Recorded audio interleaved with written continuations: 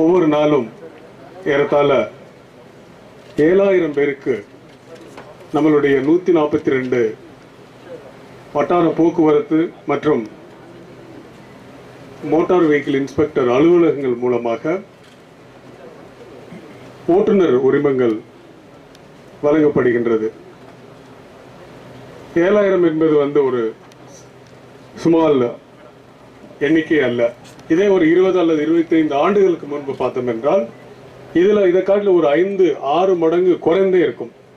அந்த காலகட்டத்தில் நம்மளுடைய அலுவலர்கள் ஒவ்வொன்றாக செக் பண்ணி வழங்குவதற்கு அவர்களுக்கு நேரம் இருந்தது.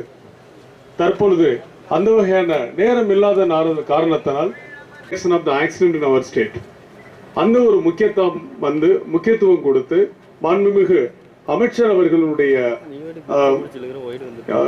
அவர்களுடைய முயற்சியால் ஒவ்வொரு ஆண்டு நமக்கு ஏறத்தாழ 65 கோடி